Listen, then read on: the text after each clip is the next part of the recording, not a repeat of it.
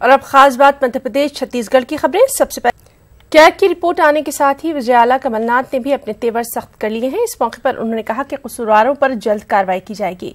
उन्होंने ये भी कहा कि कैग की रिपोर्ट का तफसीली जायजा लिया जा रहा है और इसके बाद ही कसूरवारों पर कार्रवाई की जाएगी।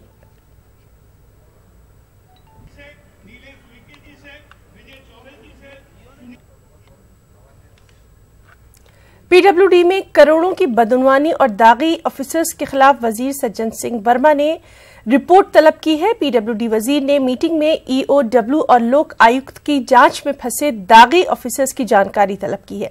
वजीर सज्जन सिंह वर्मा के मुताबिक किसी भी सूरत में बदनवान ऑफिसर्स को बख्शा नहीं जाएगा। नहीं, वो जांच चल रही है। कल भी मैंने बैठक ली थी और मैंने कहा है कि जिन अधिकारियों पे लोकायुक्त की कार्रवाई चल रही है वो सारी सूची मुझे दें। क्यों अभी तक कार्रवाई नहीं हुई उन पे? ये वही अधिकारी हैं जहां ठेकेदारों से साठगांठ किए हैं। मध्य प्रदेश के अलीराजपुर के सेजा गांव वालों ने लोकसभा इंतखाबात में वोट न देने का इरादा कर लिया है। इन गांव वालों का मुतालबा है कि जब तक अंडरपास रोड यानी जब तक इनके गांव में सड़क नहीं होगी तब तक ये अपना वोट किसी को नहीं देंगे। खास रिपोर्ट।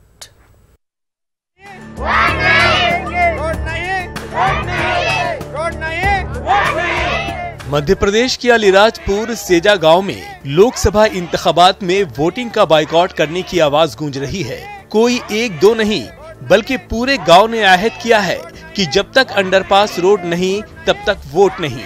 ये गांव रेलवे लाइन की वजह से दो हिस्सों में तकसीम हो गया है। 3000 आबादी वाले इस गांव के 4 मोहल्ले एक हिस्से में और 2 मोहल्ले दूसरे हिस्से में हैं। अब परेशानी ये है कि रहते किसी हिस्से में है और खेती किसी दूसरे हिस्से में है। हालांकि रेलवे ने अंडरपास बनाया तो है लेकिन नाले पर, जिसमें 4 महीने पानी ही भरा रहता है। अब गांव वालों का मुतालबा है कि या तो पुरानी सड़क जिस पर रेलवे लाइन बिछ रही है वो वापस दी जाए या फिर अंडरपास रोड बनाया जाए।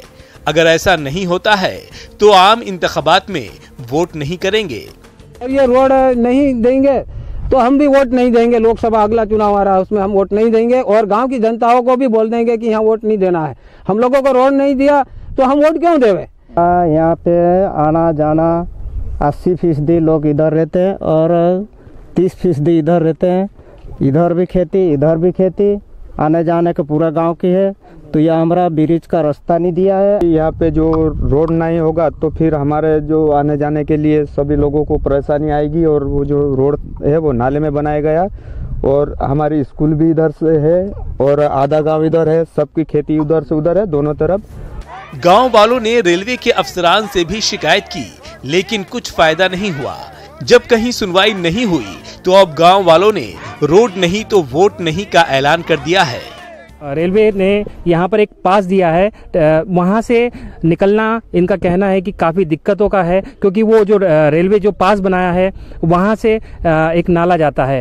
अब देखना ये होगा कि इनकी जो समस्या है आने वाले लोकसभा चुनाव से पहले होती है या बाद में होती है। लेकिन निर्भर ये जरूर है कि इन्होंने ये जरूर ऐलान कर दिया है कि यदि हमारा रोड नहीं बनेगा तो वोट नहीं मिलेगा। इस समय अलीराजपुर से मैं वसीम राजा, न्यूज़ 18। मध्य प्रदेश के रायसेन जिले के बेगमगंज में महकमा जंगलात की टीम ने जंगली जानवरों का शिकार करने वाले 5 मुलजिमीन को गिरफ्तार किया गया। पकड़े गए लोगों के पास से जंगली जानवर की लाश भी बरामद की गई। महकमा जंगलात के ऑफिसर का कहना है कि पकड़े गए लोग लंबे वक्त से जंगली जानवरों का शिकार कर रहे थे। ये पकड़ा साहब, देखो रात में जाल लगा के पकड़ के जहाँ से रस्सी बांधी यहाँ से बांधी वो जी आन के फंस गया तो इसमें मार दिए बल्लम। बस वो है सो इसके काटा पीटे सा बस। हमने कुछ आरोपी को पकड़े हैं।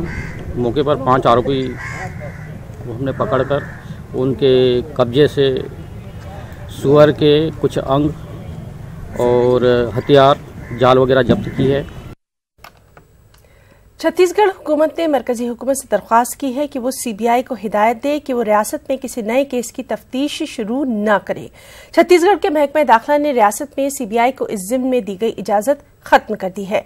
छत्तीसगढ़ हुकूमत के इस नए फैसले को काफी अहमियत दी जा रही है। आलोक वर्मा को सीबीआई डायरेक्टर के ओहदे से हटाए जाने के बाद छत्तीसगढ़ हुकूमत ने यह अहम फैसला लिया। वाज़ेह है कि आंध्र प्रदेश और मगरबी बंगाल की हुकूमतों ने पहले ही अपने यहां सीबीआई जांच पर रोक लगा दी है। और वहीं साबिक उजाला डॉक्टर रमन सिंह ने छत्तीसगढ़ में सरकार की इजाजत के बगैर सीबीआई के दाखिले पर पाबंदी आयद किए जाने पर निशाना साधा। उन्होंने कहा कि वज़ीर आला भूपेश बघेल सीबीआई से डर गए हैं। छत्तीसगढ़ के मुख्यमंत्री भूपेश बघेल जी का बयान कि बिना छत्तीसगढ़ सरकार की अनुमति के सीबीआई छत्तीसगढ़ में नहीं घुस पाएगी, मुझे ये लगता है कि ये अपने आप में ये प्रदर्शित करता है कि मुख्यमंत्री सीबीआई से कितना डरे हुए हैं और उनकी कार्रवाई के बाद अंदर ही अंदर कितना खौफ उनके अंदर है कि अब सीबीआई के नाम सुनकर भी रात में और दिन में शायद उन्हें सीबीआई का ही ख्याल आता है और उसे स्टेट के अंदर घुसने को प्रतिबंधित कर रहे हैं। ये निश्चित रूप से उनकी भावना और उनकी विचार प्रकट करता है। छत्तीसगढ़ में शराबबंदी और नक्सल जैसे मसले पर भूपेश सरकार सिलसिलेवार तरीके से काम करने की तैयारियों में है और सरकार का दावा है कि दोनों मसलों पर जल्दी कदम उठाया जाएगा। एक रिपोर्ट।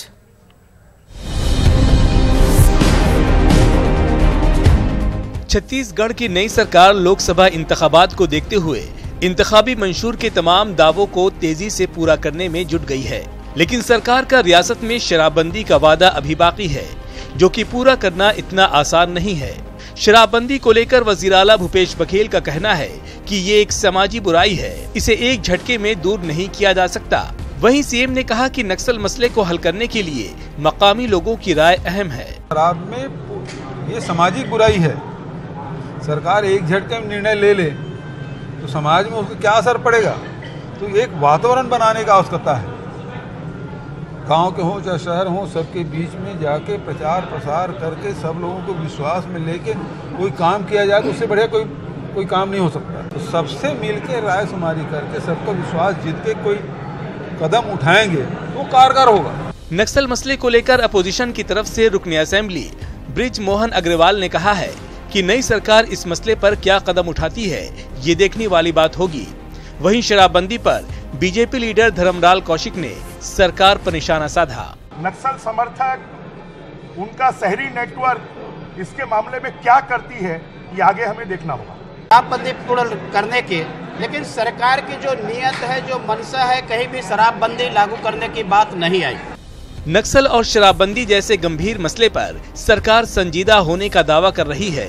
वहीं अपोजिशन सरकार पर आवाम से वादा खिलाफी का इल्जाम लगा रहा है। अब देखने वाली बात होगी कि इन मसलों का हल सरकार कब तक निकाल पाती है। Bureau report, news 18 Urdu. Chhattisgarh के सरकारी महकमों में ऑनलाइन और ऑफलाइन टेंडर्स में बड़ी बदनवानी सामने आई है। कैग की रिपोर्ट में इसका इंकशाफ हुआ। 4,601 करोड़ की ई टेंडरिंग में बड़ी बदनवानी का मामला सामने आया। न्यूज़ 18 ने अकाउंटेंट जनरल बीके मोहंती से इस सिलसिले में खास बातचीत की। 4,601 करोड़ का घोटाला, टेंडर फिक्सिंग कहा जाए, कैसे देखते हैं आप? आपको ऑडिट में क्या मिला? शब्द आपकी है। मैं तो सिर्फ इतना कहूंगा कि हम लोगों ने जो ई प्रोक्योरमेंट के बात इस बार कही है सरकार को, इसमें बहुत सारे प्रोसीजरल चीजें हमें मिली है, जिसमें ट्रांसपेरेंसी इश्यूज है, स्वच्छता में कमी नजर आ रही है। जो फिगर आपने बताई है उसमें हमने ये कहा है कि 74 कंप्यूटर हमें ऐसा मिला है जिसमें 19 से करीब टेंडर हुई है, जिसमें मोर देन वन पार्टी एक कंप्यूटर को यूज किया हुआ है। उसमें काफी सारे कंप्यूटर में सरकार के लोग भी हैं, वेंडर भी हैं। यानी कि ये कहा जाए कि जिन लोगों ने आवेदन करता थे, जो टेंडर भरे थे और अधिकारी थे, दोनों ने मिलकर एक ही कंप्यूटर का इस्तेमाल किया है। मिलके कि नहीं ये नहीं बता सकता हूँ, लेकिन दोनों ने एक ही कंप्यूटर इस्तेमाल किया है काफी जगह। तो ये सही है। तो ये तो कहीं ना कहीं गड़बड़ी की ओर इशारा कर रही है। मैं बोला आपको जैसे कि स्वच्छता, ट्रांसपेरेंसी, जो ई प्रोक्योरमेंट के मेन ऑब्जेक्टिव था कि ट्रांसपेरेंट तरीके से सब हो, तो उसमें हमें थोड़ा कमी नजर आई। तो सरकार को हमने रेकमेंड किया हुआ कि इसके जांच करा ले, एक स्पेशल इन्वेस्टिगेशन करा ले इंडिपेंडेंट एजेंसी से। साथ ही आपने 4,601 करोड़ बड़ा फिगर होता है, क्या ये एक साथ इस तरह के अगर चीजें होते हैं तो ये ट्रांसपेरेंसी के साथ आंखों में धूल झोंकना जैसा कहा जाए? वो फिगर जो है वो टोटल टेंडर्ड अमाउंट है। तो हमें कहने का ये मतलब है कि इसमें इतने जो इन्वॉल्व है 1900 टेंडर हैं इन्वॉल्व, उसको अगर एक एक को जांच सरकार कराएगी तो किसमें क्या है वो पता चलेगा, तभी जाके इसके फाइनल अमाउंट पता चलेगी। ये विजय कुमार महांती हैं, अकाउंटेंट जनरल है छत्तीसगढ़ के, जो रिपोर्ट दिए हैं वो सरकार की कामकाज की लेखा जोखा नहीं, ये सरकार को आईना भी दिखा रही है। विधानसभा के आखिरी दिन ये सीएजी का रिपोर्ट क्यों प्रस्तुत किया जाता है? जिस दिन सदन आरंभ होता है, शुरुआत होती है, अगर उसी दिन इसको रखते तो हो सकता है विधायकों में भी चर्चा हो, जनमानस में भी चर्चा हो। कैमरामैन रविंद्र के साथ प्रकाश चंद्र होता, न्यूज 18 छत्तीसगढ़ रायपुर।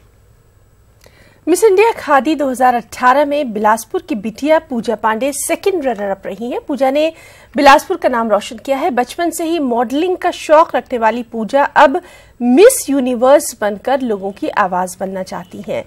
वज़ीर-ए-आज़म नरेंद्र मोदी की तरफ से फैशन के जरिए खादी को प्रमोट यानी फरोग दिए जाने की अपील के बाद गुज़िश्ता महीने मिस इंडिया खादी 2018 का ये इनेकाद किया गया।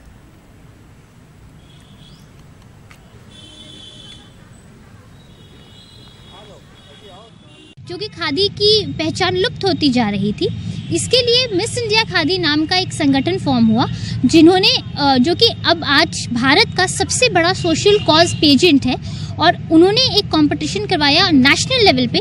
सबसे पहले इसके सिटी ऑडिशंस हुए, उसके बाद स्टेट फिनाले हुआ, और स्टेट फिनाले से जो जो सिलेक्ट हुए उन सबको नेशनल में कम्पीट कराया गया, और उससे उन्होंने first, second, third positions and सबसे बड़ा अवार्ड ब्यूटी विद पेजेंट का अवार्ड दिया। मुझे इसमें 2 अवार्ड्स मिले। पहला अवार्ड था ब्यूटी विद पेजेंट और दूसरा अवार्ड था I got second runners up for this. इस बुलेटिन में फिलहाल इतना ही। आदाब।